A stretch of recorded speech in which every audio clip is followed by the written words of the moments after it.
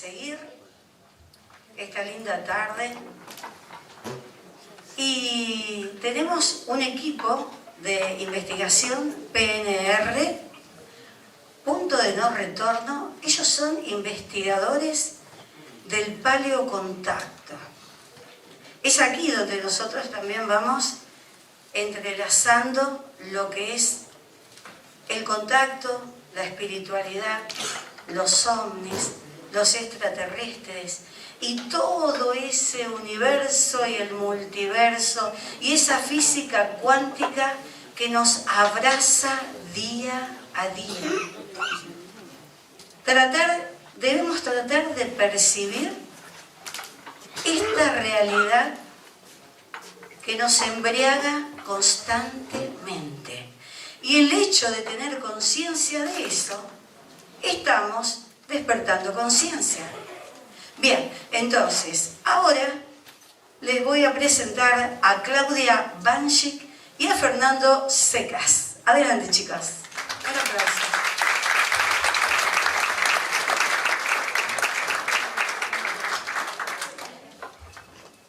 Muchas gracias, Nani. Muy buenas tardes. Un honor para nosotros estar acá, una alegría enorme poder compartir, escuchando a tanta gente linda con tantas experiencias, con tanto conocimiento. Bueno, nosotros venimos a aportar nuestro granito de arena con mi esposo. Yo soy Claudia Banchik, Fernando Seca. Somos difusores de la temática OVNI. Venimos desde Capilla del Monte, Córdoba, en la Argentina maravillosa.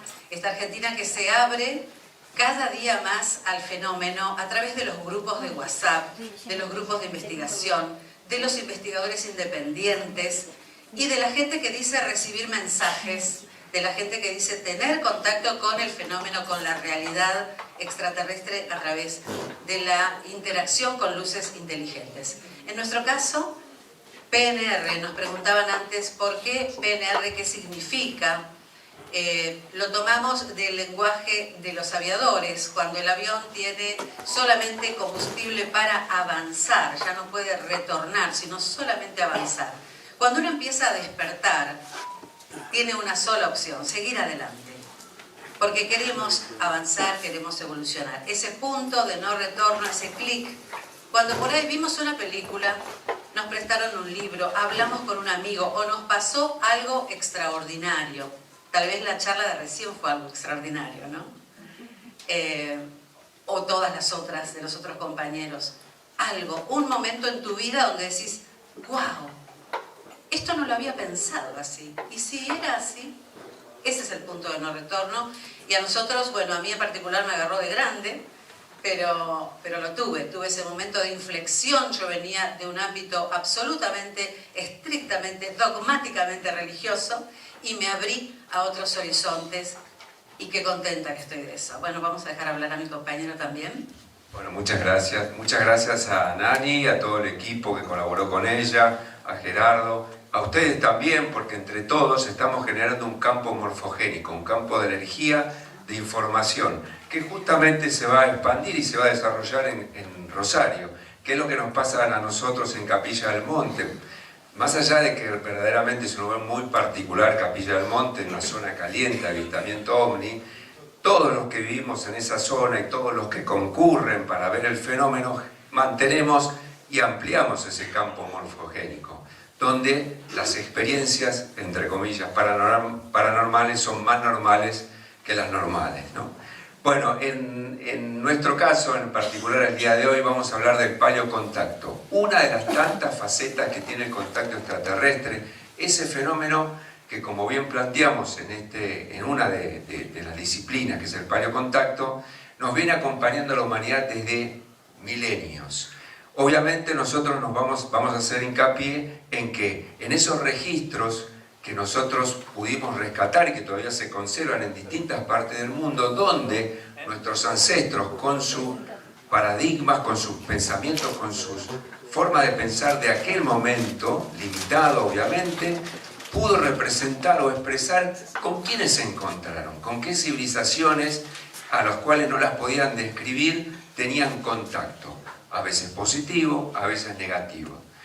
El paleocontacto no es una historia que comenzó ahora o hace en la década en el 2010, 2020, sino que con History Channel o los alienígenas ancestrales. Ahora vamos a ver, a través de las distintas diapositivas, que desde el mismo ámbito científico hubo alguien que levantó la mano, rompió los moldes y dijo: nosotros, señores, hemos tenido contacto con otras civilizaciones hace muchos miles de años. Así que, Gerardo, si querés ir avanzando, bueno, aquí estamos nosotros presentes. La que sigue, por favor.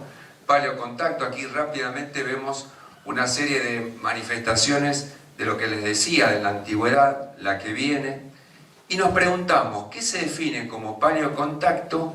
Y una vez que lo definimos, o posiblemente lo podemos llegar a definir, vamos a tirar algunas teorías que lo sostienen. La que sigue, por favor. Bueno, nos preguntamos, ¿no? ¿Qué será el paleocontacto? Y en la próxima placa, ahí vemos una de las posibles definiciones. La hipótesis del paleocontacto, también conocida como hipótesis de los alienígenas ancestrales e hipótesis de los antiguos astronautas, es un concepto intelectual que sostiene que seres extraterrestres, yo diría, o interdimensionales, evolucionados, han visitado nuestro planeta Tierra, nuestro universo en 3D, y que estos seres han sido responsables, eso es lo que nosotros consideramos con Claudia, en varios grados, del origen y desarrollo de las culturas humanas, las tecnologías, y acá hago un punto y aparte, y las religiones. Que de eso podemos hablar en otra conferencia acerca de por qué y para qué sirven las religiones.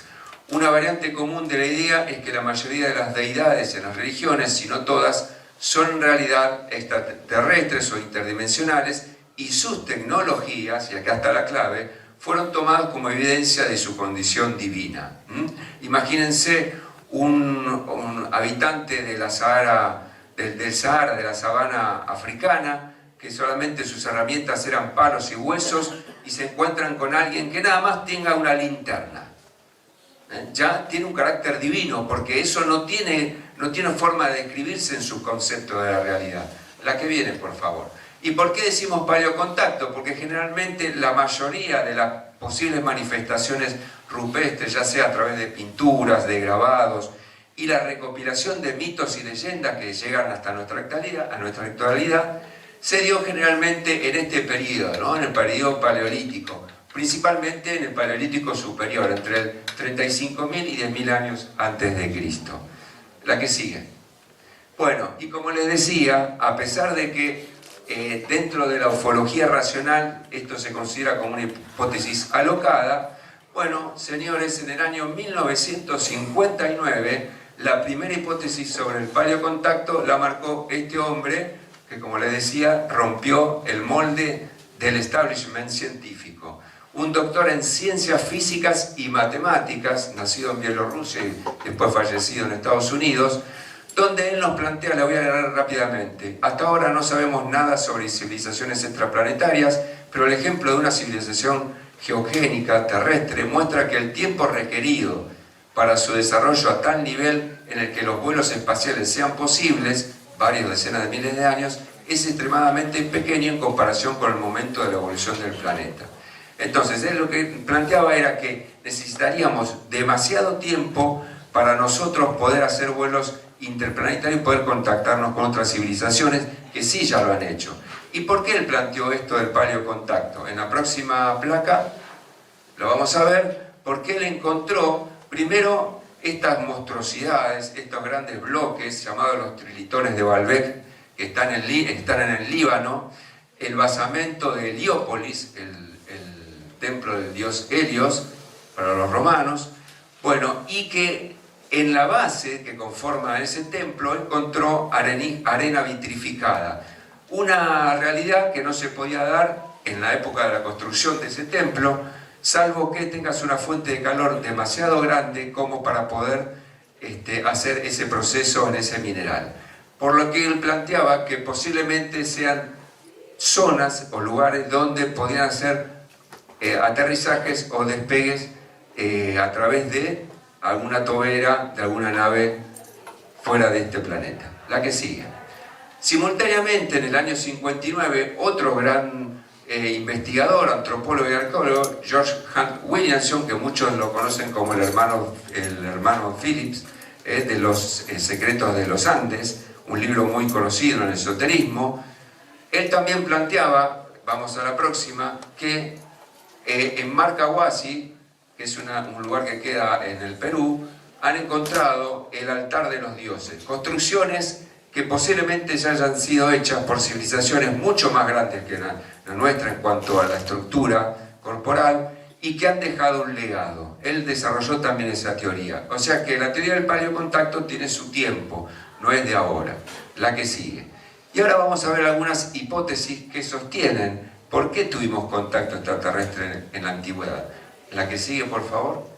La teoría del centinela.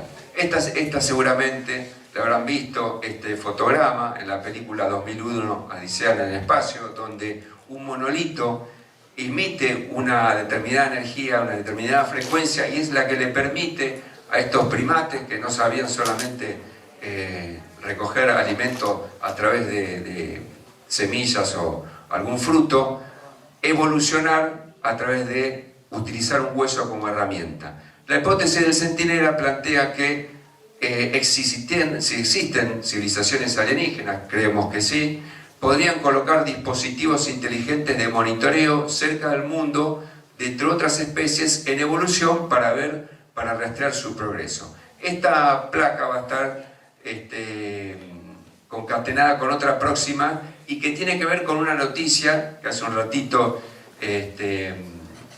Isla la nombró, que tiene que ver con que de a poquito nos van soltando data de que verdaderamente esto pudo haber sido. La que sigue, por favor. La teoría del zoológico. Las razas alienígenas están cuidando de evitar que se los conozca o que influyan en nuestro desarrollo. Nuestro planeta y nuestra especie, según la hipótesis, puede estar bajo el escrutinio minucioso como los animales en un zoológico sin que seamos conscientes de ello. Se habló acá de explosiones atómicas y obviamente girar el eje de la Tierra y por lo tanto su recorrido en nuestro sistema planetario no es gratis. Eso fue el principio, puede traer mucho más consecuencias si no sabemos utilizar bien nuestras energías. Por eso, evidentemente, ellos nos están monitoreando para que no seamos un mono con ametralladora, ¿no? La que sigue, por favor. La otra es la hipótesis del mimetismo. Las inteligencias estelares, fuera de nuestro sistema solar, capaces de realizar viajes por el espacio interestelar, poseen un avanzado nivel tecnológico y de esta manera pueden adaptar su apariencia a nivel intelectual de los humanos, es decir, para que nosotros podamos interpretarlo, en cualquier lapso de tiempo dado y en cualquier cultura dada. Con esta capacidad, ellos logran comunicar el hecho de su existencia, que están de visita, y sus capacidades a las culturas tecnológicamente menos desarrolladas. En esta tercera hipótesis entraría el caso del contactado Enrique Rincón, ese costarricense que creo que vivía en Colombia, que supuestamente se hizo amigo de un, entre comillas, suizo. Después se dio cuenta y accedió por libre albedrío a la tecnología de ellos, y el capitán, por darle un rango, o la persona que estaba a cargo de ese artefacto, de ese ingenio, era el supuesto suizo, que no era obviamente de esta tierra. Búsquenlo, él dejó un legado que es La Gran Alborada, tomo 1 y tomo 2, donde estos extraterrestres le dan unas ideas, unos principios que en definitiva lo que hacen es sembrarnos semillas para que nosotros evolucionemos en conciencia. La que sigue, por favor. Bueno, y ahora voy con la primera, esta está concatenada con la primera, las sondas de Braswell. Ronald Braswell planteó que son naves espaciales hipotéticas, esto en la década del 60, automatizadas, enviadas por civilizaciones avanzadas tecnológicamente, con el objetivo de establecer contactos e interactuar en información con otros seres inteligentes en la galaxia. Como bien dice la placa, lo discutió en 1960 y la llamó sondas de mensajerías interestelares.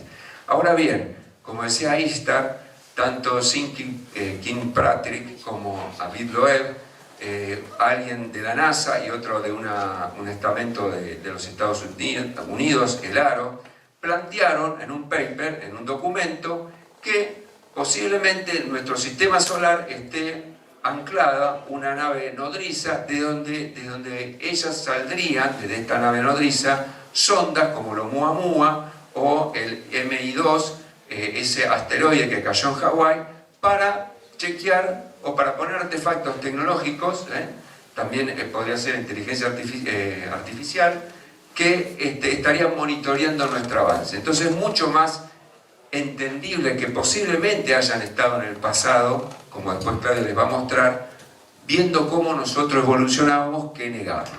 La que sigue, por favor. En eso, para que esto suceda, tenemos que considerar lo que planteó Freeman Dyson, que una civilización de este tipo, para poder hacer uso y viajes interestelares, necesitaría de mucha energía y tendría la capacidad de poder tomar energía de la estrella de su sistema solar, a través de una estructura que se llama la esfera de Dyson. ¿Esto es posible? Sí, es una teoría que se le ocurrió a un ser humano del siglo XX. ¿Por qué no se puede dar en civilizaciones avanzadas en miles de años? La que sigue. Y para entender esto de la evolución a través de miles de años, planteamos lo que nos comentaba Kardashev, Nikolai Kardashev, que él desarrolló una escala para poder medir el grado evolutivo de las civilizaciones. Una categoría que tiene 3 escalas, tipo 1, tipo 2 y tipo 3, basado en la cantidad de energía que una civilización es capaz de utilizar de su entorno, es decir, de su planeta, de planetas vecinos y de las estrellas. Y nosotros, no sé si se alcanza a ver, en el año 1970 y pico, estábamos en el orden de 0,78, es decir, todavía nos falta un proceso bastante largo para poder ser una civilización interestelar. Puede ser que haya fuera de nuestro sistema solar civilizaciones que hayan venido aquí a conocernos, seguro. La que sigue, por favor. Y por último, y ya le dejo con la parte más linda del paleocontacto que la va a dar Claudia, es la ecuación de Drake. También desde la ciencia, Frank Drake junto a Carl Sagan, ellos desarrollaron todo lo que era el sistema del radiotelescopio en Arecibo, en Puerto Rico, y él desarrolló una fórmula, acá vemos varios factores que multiplicados nos dice que contabilizando entre 200 y 400 millones de estrellas en nuestra Vía Láctea, ¿sí?, en nuestra galaxia, la ecuación de Drake supondría que hasta 10 civilizaciones de nuestra galaxia poseen vida inteligente. Es decir, ¿por qué no pensar que dentro de esas 10 civilizaciones, que es prácticamente seguro que existan, no se hayan comunicado y se estén comunicando en la actualidad con nosotros?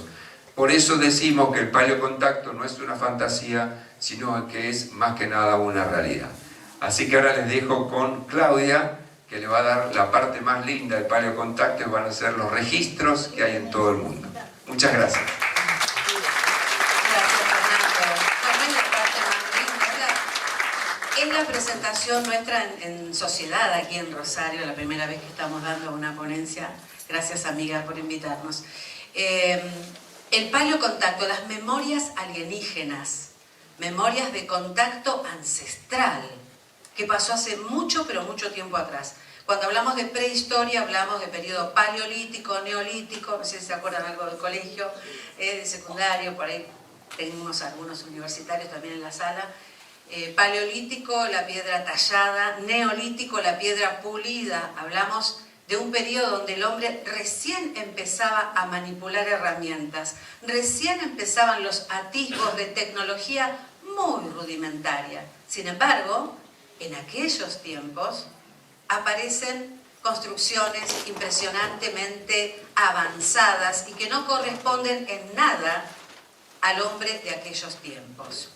Y allí empieza el gran interrogante. Más de uno de ustedes habrá visto alienígenas ancestrales, David Childress, Teosópolis con sus pelitos parados, que todos los días nos muestran evidencia arqueológica de que sí estuvieron y de que van a regresar, porque esa es la gran promesa que hicieron a nuestros antepasados, esos maestros instructores, ¿no? Vamos a regresar. ¿Cuándo?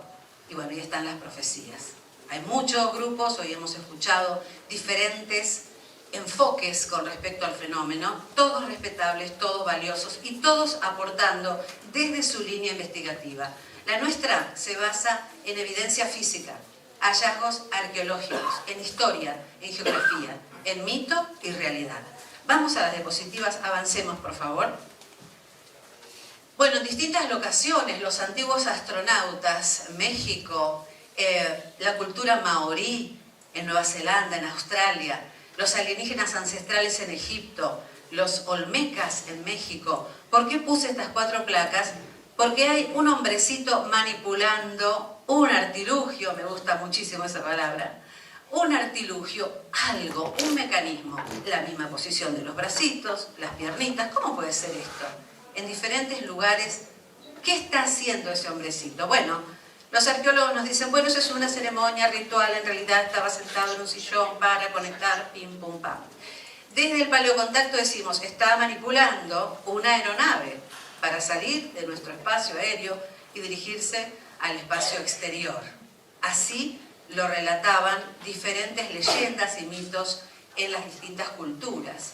Ellos se subían a sus pájaros voladores, el pájaro que truena, las ciudades flotantes, las serpientes emplumadas que serpenteaban los cielos. Maravilloso, ¿no? Pero hay esculturas y no son solo relatos, hay evidencia arqueológica. Continuamos.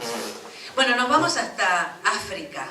África es un lugar maravilloso, donde en el norte de África nos vamos a encontrar con Tassili Najer, en el desierto de Sahara, como dicen los españoles. Antes se nombró en una de las ponencias a Juanjo Benítez. Benítez tiene una serie encantadora, que si no la vieron, por favor la buscan, se llama Planeta Encantado. Son unos cuantos capítulos, creo que 10, sin desperdicio. Ahí van a encontrar una documentación, una fotografía maravillosa. Él hizo ese viaje junto a su esposa, que ya partió, la señora Blanca. Tuvimos la oportunidad de conocerlos en Capilla del Monte. Hacen un viaje fascinante por el desierto de Tassili. ¿Y qué encuentran en el desierto? En las laderas de las rocas encuentran esto. Esto son pinturas rupestres y hay grabados también petroglifos que no tienen absolutamente nada que ver con el hombre africano del Neolítico ni del Paleolítico, mucho menos. Seres con escafandra, con guantes, con botas. En este caso, Henry Lott, que es el que investiga el desierto de Tassili, lo llama el dios marciano, lo bautiza así. Va a encontrarse también con el dios orante y con otros dioses que él califica de esa manera. En general se lo conoce como tierra de dioses a todo este lugar Tassili, y se lo suele calificar o nombrar como los cabeza redonda. Los cabeza redonda porque traían esa especie de escafandra con un visor que nos recuerda o emula a los astronautas, ¿no? Esos trajes herméticos que hacía uno de estos seres, o varios, porque hay muchas pinturas donde van a encontrarse muchos de ellos, interactuando con los hombres de aquel tiempo. Y bueno, Henry Lott, como les digo, hace todo un trabajo investigativo, lleva un equipo, lleva artistas, lleva arqueólogos, lleva historiadores, calca los dibujos de las rocas. Algunos lo acusan de que torpemente desdibujó porque le echaban agua y algunos otros químicos para obtener las imágenes. Y si uno va ahora al desierto de Tassili, que debe ser maravilloso ese viaje, ojalá podamos ir algún día, ya las imágenes están medio borroneadas, ¿sí? Pero igual se pueden llegar a ver. ¿Qué hace con todos esos pergaminos, esos calcos? Están en el Museo del Hombre en París. Todo eso lo van a encontrar en el documental de JJ Benítez. Evidencia de astronautas de la antigüedad en África. Avancemos. Bueno, aquí está la locación. Ustedes se fijan que todo este territorio, tanto Argel, Argelia, Marruecos, Mali, es todo, en cada lugar donde uno puede mirar, donde uno puede posar la mirada, vamos a encontrarnos historias de contacto extraterrestre con dioses que vinieron de las estrellas, que fueron dioses instructores. A veces el contacto fue positivo, a veces no tanto. A veces fue divino, sagrado, celestial, y a veces aterrador. Ahí están las evidencias. Avancemos. Bueno, aterrador dije, pero esta es la diosa Namu, es una diosa de la cultura sumeria, Mesopotamia, ciencia donde uno logra verlos. Adelante. Bueno, y está la zona del Parque Nacional del Gran Cañón, allí en Estados Unidos, y hay una zona muy controversial muy cerca, toda la zona de Arizona, y bueno, también toda esa zona desértica con todo lo que tiene que ver ahora la incursión militar, las bases subterráneas, el caso Roswell y un montón de información. Desde la antigüedad ya estaban ahí. El contacto extraterrestre no comienza en 1947. Adelante. Astronauta de Xochipala, esta es una obra maravillosa que hizo Fernando, que también tiene otro de nuestros amigos coleccionistas, y que bueno, está respondiendo a un astronauta, o era simplemente un jugador de pelota. Tiene un casco, una especie de artilugio, al mejor estilo de un collar con esferas, que para muchos es un sistema de iluminación. Como quiera que sea, el detalle, que no es menor, en los dedos de los pies. ¿Cuántos dedos tiene? A ver los que tienen buena vista. Tridáctilo. ¿Era un guerrero con alguna malformación genética o estamos hablando de otro ser? ¿O de otra especie? Adelante. Bueno, aquí está toda la zona olmeca para que ustedes puedan seguir investigando después. En realidad, cada una de las locaciones que estamos viendo allí en México tiene lo suyo para poder seguir investigando, porque hay muchísima información y muchísima data sobre paleocontacto en la antigüedad. Adelante. Bueno, ahí estamos con la comparación, en este caso de los cascos, en los diferentes guerreros, esa posibilidad de conexión con los astronautas de la actualidad. En realidad, nuestros ancestros estaban representando a esos guerreros que se iban en las danzas o que iban a la guerra o que tenían alguna especie de traje ceremonial, o estaban destacando en esas esculturas la presencia y la visita de seres venidos de las estrellas. La que más me gusta, todas me gustan, esta la hemos representado alguna vez, la que está aquí abajo, es fantástica. En un abuso de libertad de expresión artística, yo le coloqué una serpiente. Esa cabeza está en Villa María, Córdoba, la hemos donado también a los chicos de Villa María que tanto trabajo de investigación hacen. Adelante. Bueno, Valcamonica en Italia, no sé cuánto tengo más tiempo, estamos bien con el tiempo, vamos redondeando entonces. Estas son pinturas rupestres que están en una zona de Valcamonica escondidas. Si ustedes hacen la visita en Italia, no se las van a mostrar así nomás. Hay que pedir especialmente al guía que se acuerde o que lo tenga para que la lleven a ver. Porque están puestas en una zona donde hay que trepar y asomarse para poder verlas. Hay unos documentales que hace David Childress, los pueden buscar, que están y se ven perfectamente, con sus escafandras destellando luz y algunos artilugios también en las manos. Adelante. Bueno, no sé cuántas diapositivas quedan, avancemos un poquito más rápido porque ya tenemos que cortar. Ahí está Beth Cororoti, en la selva amazónica, la cultura Dogón, en África, avancemos. Y también en nuestro país y en nuestra querida provincia de Córdoba, la cultura Enya Camiare, con todo lo que tiene que ver con el paleocontacto y la apertura de los portales, en esos espirales, que para muchos esas pinturas rupestres tienen que ver con que el hombre antiguo nos estaba indicando la capacidad que tenían nuestros ancestros de abrir portales. Ese puede ser un símbolo, ¿no es cierto?, de lo mismo. Queremos terminar, 2 minutitos más me regalan, con un video del homenaje que estamos haciendo en este año a Juan Morix, el descubridor de la Biblioteca Metálica, que cuenta la verdadera historia de la humanidad. Es una muestra itinerante, vamos a estar por distintas locaciones, por distintas provincias, llevando las esculturas de la colección del padre Crespi y el homenaje a este gran espíritu inquieto que fue Juan Morix. Adelante y muchísimas gracias.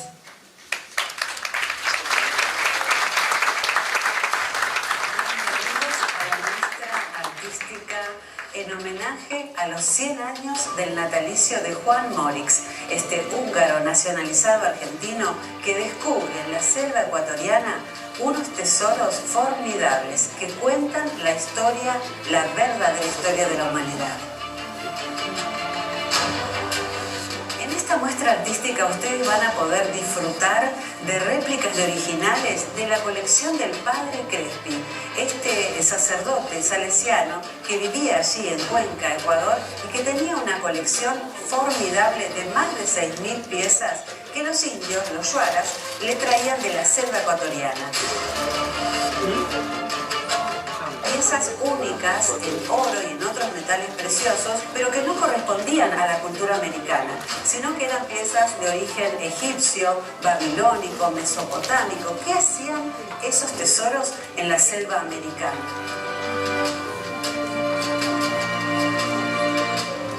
Somos PNR, Punto de No Retorno, Claudia Banchik y Fernando Seca, y trabajamos desde el arte para expresar toda la investigación que llevamos a cabo acerca del paleocontacto, que es el contacto extraterrestre en la antigüedad, y en este caso en particular, estas civilizaciones perdidas y que son halladas en la selva ecuatoriana. Y bueno, lo hacemos a través de esta recreación artística, trabajando con arcilla, cerámica, con distintas masillas para poder representar esta gran historia y este gran legado para la humanidad que son los tesoros de las cuevas de los Tallos. Y te invito a que conozcas la historia de Juan Morix, un húngaro que se nacionalizó argentino, empezó su trabajo de investigación en diferentes sistemas de cuevas en todo lo que es el Sudamérica, hasta llegar a Ecuador. Los invitamos a que recorran esta muestra artística en homenaje a Juan Morix. Todo este año vamos a estar recorriendo diferentes locaciones de Capilla del Monte y otros lugares, llevando todos los misterios de las cuevas de los Tallos. Así es, si te gusta el misterio, si te gusta conocer de civilizaciones antiguas, historias no contadas, esta es la oportunidad. Vení, visitanos, conocé la colección del padre Crespi y cómo está asociada a la historia de Juan Morix y el sistema de Cueva de Tallos. Te esperamos. Muchas gracias.